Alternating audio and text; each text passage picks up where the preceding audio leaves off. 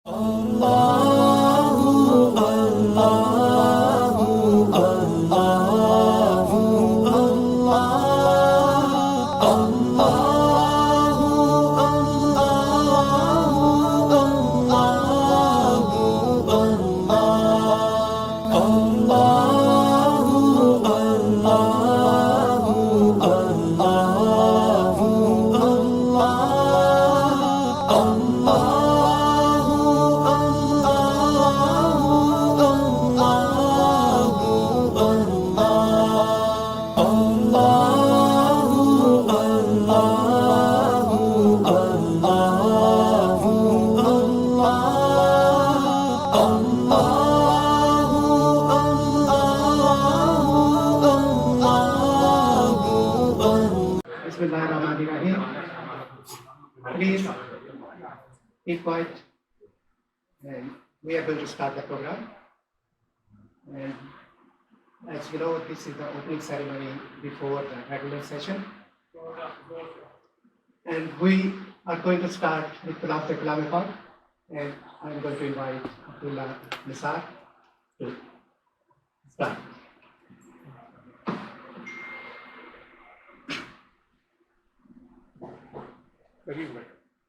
أعوذ بالله من الشيطان الرجيم بسم الله الرحمن الرحيم ألف لام ميم ذلك الكتاب لا ريب فيه هدى للمتقين الذين يؤمنون بالغيب ويقيمون الصلاة ومما رزقناهم ينفقون والذين يؤمنون بما أنزل إليك وما أنزل من قبلك وبالآخرة هم يوقنون أولئك على هدى من ربهم وأولئك هم المفلحون إن الذين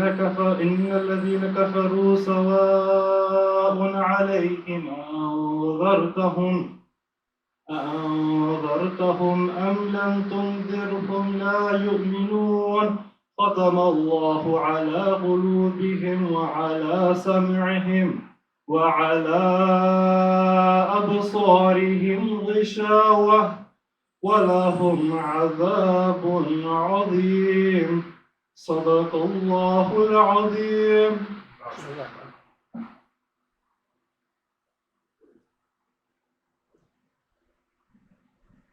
جیسا کہ آپ سب جانتے ہیں, it has been very long journey to establish this Khanqah, and we tried many times, but this time we are successful, alhamdulillah, and we are sitting here. And to put some light on the journey towards establishing this Khanqah, I would like to invite Mr. Rahman. Mr. Bhai, please.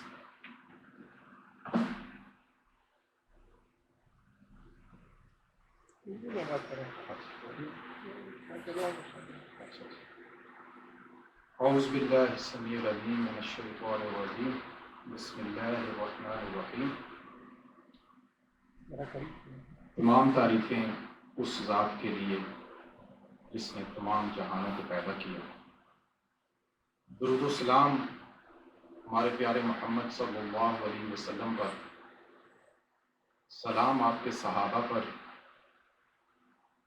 تابعین, تبع تابعین اور صالحین پر. بلا شبہ اس میں کوئی شک نہیں کہ امت مسلمہ کو جب بھی عزت نصیب ہوئی وہ ہمیشہ اللہ اور اس کے رسول صلی اللہ علیہ وسلم کی تعلیمات کو صحیح معنوں میں سیکھ کر اور ان کو اپنی زندگی میں عملاً جامہ پہنا کر ان کو نصیب کی. اللہ کے رسول صلی اللہ علیہ وسلم کی تعلیمات کو جب مسلمانوں نے پکڑا تو ہمیشہ سے عزت سے ہمکنار ہوئے, جب چھوڑا تو ذلت سے ہمکنار ہوئے. رسول اللہ صلی اللہ علیہ وسلم کی تعلیمات پر جب ہم تھوڑی نگاہ ڈالتے ہیں جب ان کی تعلیمات کو صحیح معنوں میں دیکھنے کی کوشش کرتے ہیں تو اس میں دو طرح کی چیزیں ہمیں نظر آتی ہیں۔ پہلی چیز ظاہراً تعلیمات ہیں، میں آپ سے بات کر رہا ہوں، میرا اٹھنا بیٹھنا، میرے ڈیلی معاملات، آپ سے بات چیت، نماز روزہ حج زکوٰۃ، رکوع سجود، میرے معاملات، یہ ظاہراً دین کا عملی پہلو ہے۔ جب ہم دوسری قسم کی تعلیم پہ نظر ڈالتے ہیں تو ہمیں باطنی تعلیم کا تلقین ملتی ہے۔ باطنی ایک بہت بڑا پلر ہمیں اس میں ملتا ہے جس کو باطن کی تعلیم کہتے ہیں۔ باطن انر سیلف کو کہتے ہیں۔ اس کا مطلب یہ ہوا کہ میرے خیالات، میری سوچ، میرے جذبات، میرے احساسات، تقویٰ، زہد و استغناء، توکل، صبر، تزکیہ نفس، یہ سارے پیرامیٹرز باطنی تعلیم کے اوپر اپلائی ہوتے ہیں۔ باطنی تعلیم ان سارے پیرامیٹرز کے اوپر اپلائی ہوتی ہے۔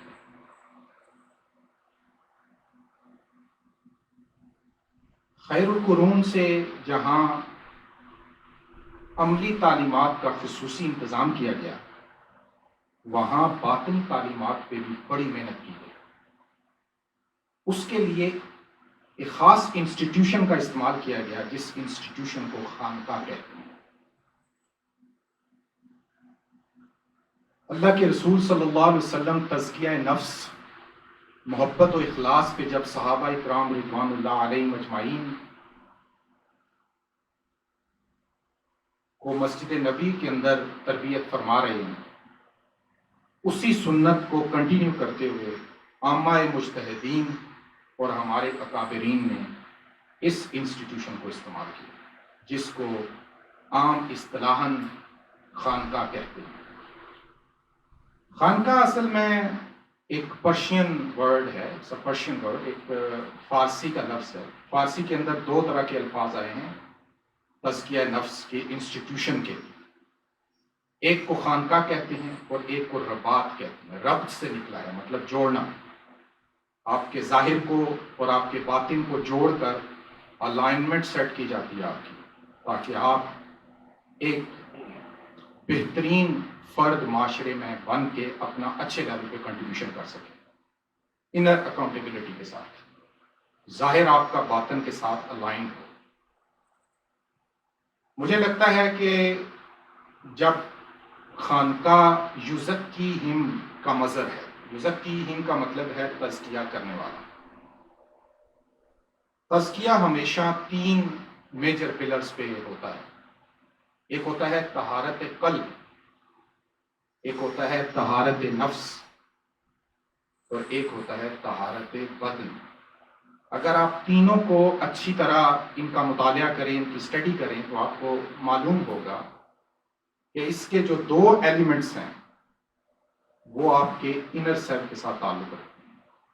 طہارت قلب آپ کے اندر کی بات ہے، طہارت نفس آپ کے اندر کی بات ہے، اور طہارت بدن مطلب آپ کے ایکسٹرنل وہ چیز آپ کو، جیسے آپ ظاہراً تعلیمات پہ جس طرح زور دیا گیا، اسی طرح باطناً تعلیم پہ بھی زور دیا گیا۔ اس کا مطلب یہ ہوا کہ ہمیں ظاہر کے ساتھ ساتھ باطن کو مست اپنے ساتھ رکھنا ہے۔ یہ دونوں لازم و ملزوم ہیں۔ ایسا نہیں ہو سکتا کہ آپ ایک پلر کو لے لیں اور دوسرے کو چھوڑ دیں، یا دوسرے کو چھوڑ دیں اور ایک کو پہلے کو لے لیں۔ شاید امت مسلمہ کا آج سب سے بڑا المیہ ہی یہ ہے کہ ہم نے ایک پلر جو ظاہراً تھا اس کو پکڑا، اور جو دوسرا پلر باطنی تھا اس پہ شاید ہم اس طرح کام نہیں کر سکے جس طرح ہمارا حق تھا۔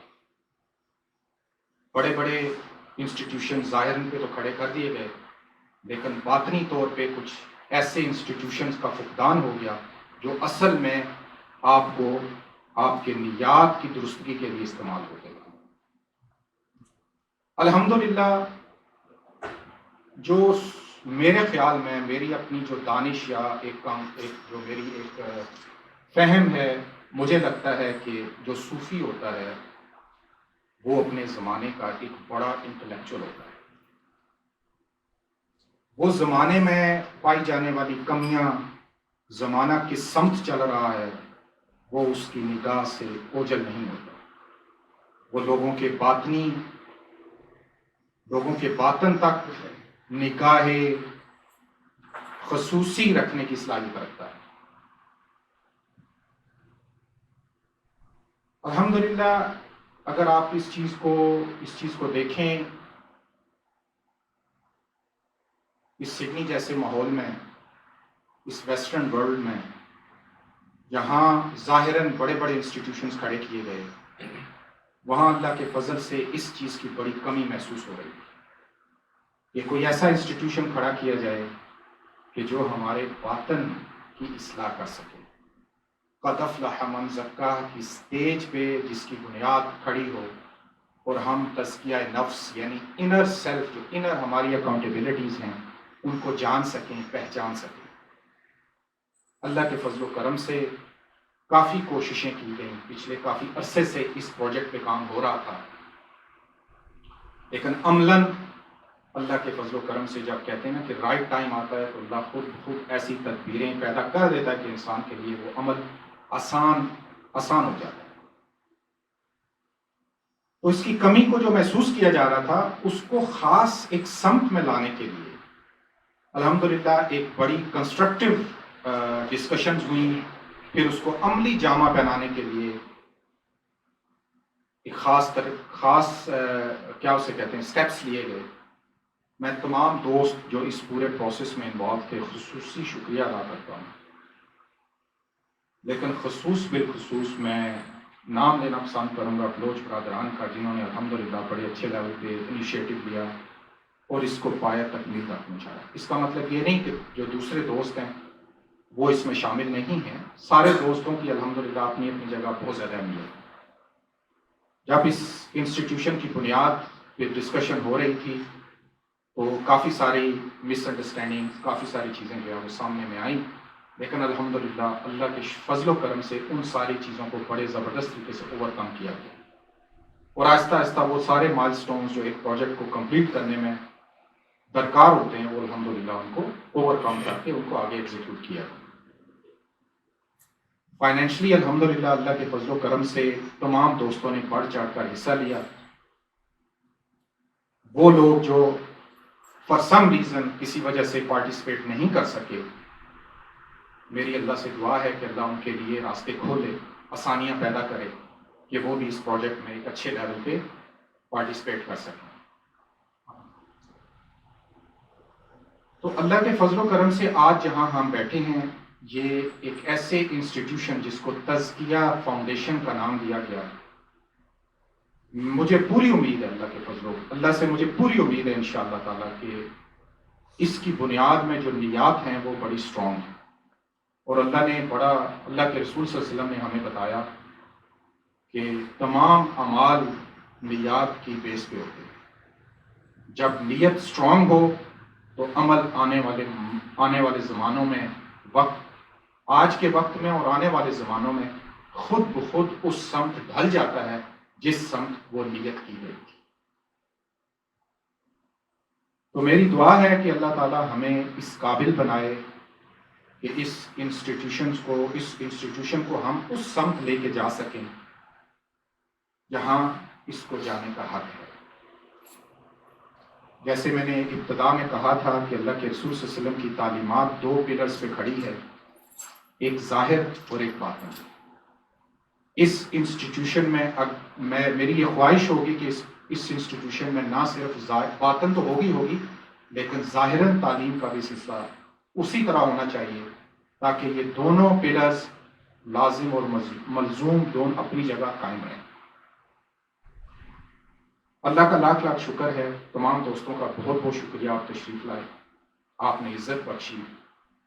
ہماری بہنوں کا بہت بہت شکریہ، انہوں نے اپنی مصروفیات میں سے ٹائم نکالا. میں ایک دفعہ پھر آپ کا شکریہ ادا کرتا ہوں، اور یہ میں ضرور کہوں گا جو دوست اس میں پارٹیسپیشن میں پیچھے رہے وہ پیچھے رہنے کا مقصد یہ نہیں ہوتا کہ ڈیلیبریٹلی وہ پیچھے رہے، اس کی کئی وجوہات ہو سکتی ہیں. تو تمام دوست جو اس میں انوالو تھے وہ ظاہر کو دیکھ کے باطن پہ کسی قسم کی کوئی ججمنٹ نہ دیں. آپ لوگ ہو سکتا ہے کہ آج وہ دوست جو اس موقع جن کو اللہ نے موقع دیا انہوں نے پارٹیسپیٹ کیا اور اچھے لیول پہ گئے، ہو سکتا ہے اللہ ان لوگوں کو توفیق آنے وقتوں میں دے اور اچھے لیول پہ دے کہ جنہوں نے جو پہلے پارٹیسپیٹ کیا تھا وہ ان سے بھی آگے نکل جائیں. تو میں بہت بہت شکر گزار ہوں ایک دفعہ پھر، اللہ ہمیں اس میں برکت ڈالے، اور استاد کا بہت بہت شکریہ کہ وہ ہمیں برداشت کر لیتے ہیں، ہمارے رویوں کو برداشت کر لیتے ہیں. لیکن یہی سیکھنے کا عمل ہے. سم ٹائم وہ شاہ سوار جو کبھی گھوڑے سے گرا نہیں، اسے تکلیف کا کیا پتا، اسے کیا پتا کہ تکلیف، جب انسان تکلیف میں ہوتا ہے تو وہ اصل میں اس کے وہ سیل ایکٹیویٹ ہو رہے ہوتے ہیں جنہوں نے آگے آنے والے ٹائم میں اس کی کیپیسٹی کو بڑھانا ہوتا ہے. وقتی طور پہ جو اضطراب ہمارے ذہنوں میں پیدا ہوتا ہے، جو ہم وقتی طور پہ یہ سمجھتے ہیں کہ یار یہ جو سچویشن ہمارے پاس آئی ہے یہ آؤٹ آف کنٹرول ہو گئی، حالانکہ وہ ایسا نہیں ہوتا. ہر ایونٹ سے پہلے دوسرے ایونٹ کو ایکٹیویٹ کرنے کے لیے ایک پری ریکوزٹس میں ایک پش، ایک فورس ایسی ہوتی ہے جو ہلاتی ہے اس چیز کو. بہت ساری چیزیں جو میں نے اپنی ذاتی زندگی میں سیکھی وہ شاید عام فہم انداز میں نہیں سیکھ سکتا، لیکن کبھی کبھی hard way is not a bad way. وہ بہت اچھا ہوتا ہے انسان، اگر انسان سوچنے اور سمجھنے کی صلاحیت رکھتا ہو تو اللہ ہم سب کو استقامت عطا فرمائے. اللہ ہم سب کو اس قابل بنائے کہ ہم ایک دوسرے کے ساتھ وہ والا رویہ، وہ والے ذہنی رجحانات جو واقعی تصوف کی ریکوائرمنٹس ہیں، ہمیں ان سب پہ عمل پیرا ہونے کی توفیق عطا فرمائے. وما علینا الا البلاغ.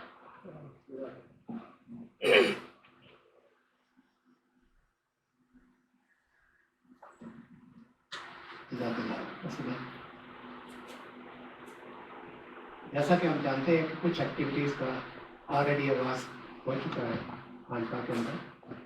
میں گزارش کروں گا شیخ احسن تقریم صاحب سے کہ وہ ہمیں فیوچر ایکٹیویٹیز کے کا ویژن کیا ہے اس خانقاہ کے بارے میں، اگلے 2 سالوں میں، 4 سالوں میں، 5 سالوں میں کون کون سی ایکٹیویٹیز دیکھ رہے ہیں، جہاں کیا اس خانقاہ کے اندر فیوچر کے پرسپیکٹ میں دیکھتے ہیں. الحمد لله نحمده ونستعينه ونستغفره ونؤمن به ونتوكل عليه ونعوذ بالله من شرور أنفسنا ومن سيئات أعمالنا من يهده الله فلا مضل له ومن يضلله فلا هادي له.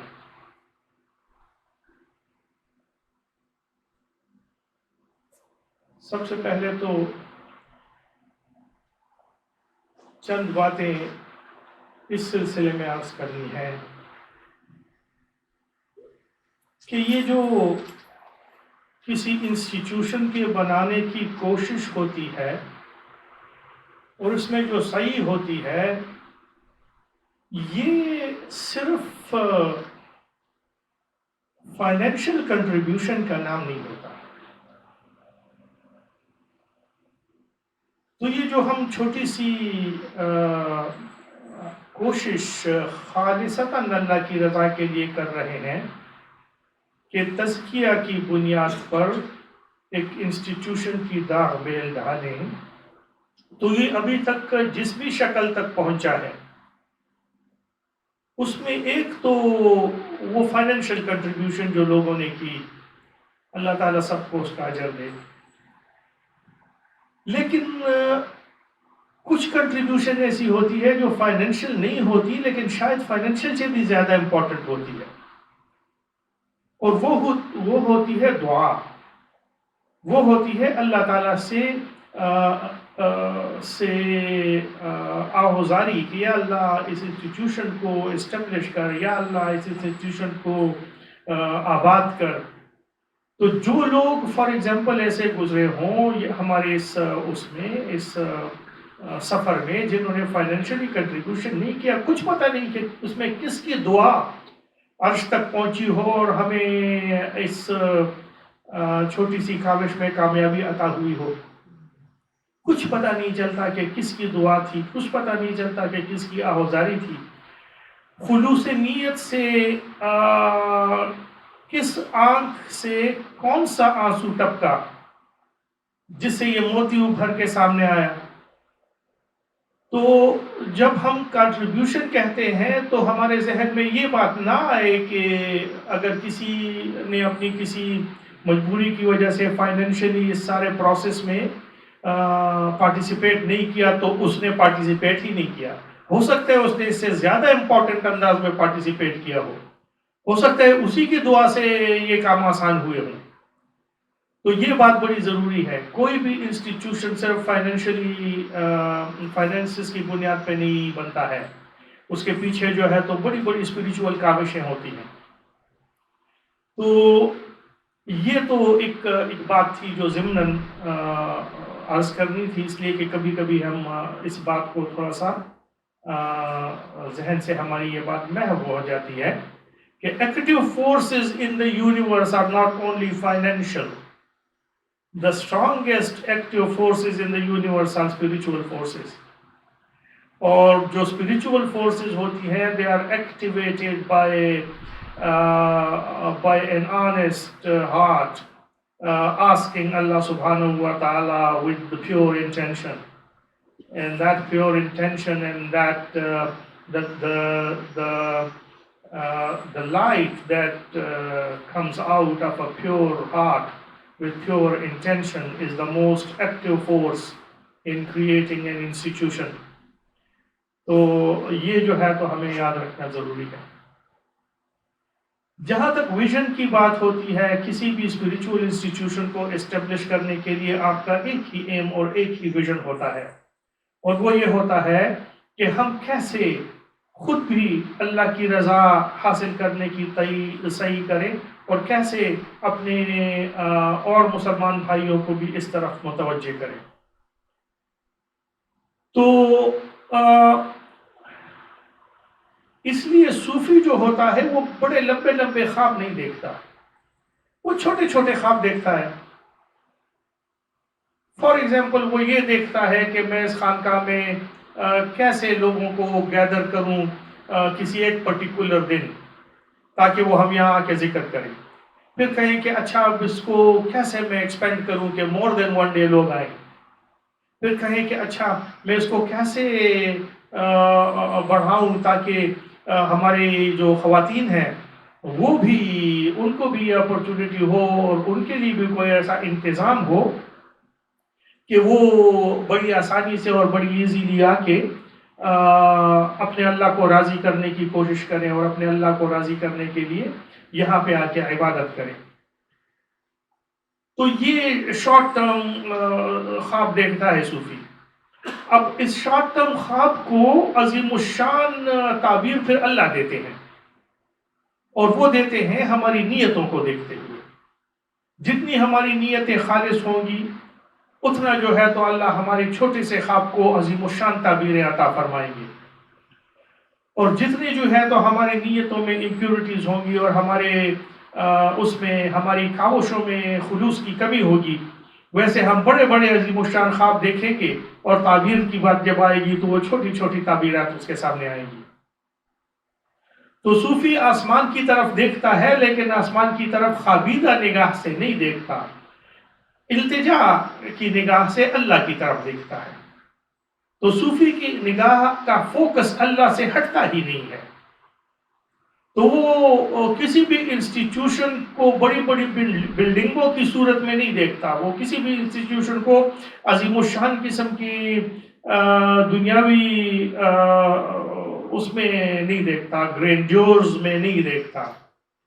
وہ تو دیکھتا ہے کہ وہاں ایک بندہ آتا ہے یا 10 بندے آتے ہیں تو ان کے دلوں میں خلوص کتنا ہوتا ہے اور ان کی نیتوں میں روشنی کتنی ہوتی ہے اور ان کی طبیعتوں میں اس کی وجہ سے اللہ کی طرف توجہ کتنی بڑھتی ہے اور ان کے اعمال میں اس انسٹیٹیوشن کی ایگزسٹنس کی وجہ سے وہ اللہ والے اعمال کتنے پیدا ہو رہے ہیں. اور رسول اللہ صلی اللہ علیہ وسلم سے ہماری ہماری محبت اور ہمارا عشق اس انسٹیٹیوشن میں آتے ہوئے بڑھ رہا ہے کہ نہیں بڑھ رہا، تو ہم یہ دیکھتے ہیں۔ تو بلوچ بھائی جو ہے وہ جو یہ پوچھ رہے ہیں مجھ سے کہ میرا ویژن کیا ہے، میرا ویژن کسی بہت بڑی عظیم الشان قسم کی بلڈنگوں کا نہیں ہے۔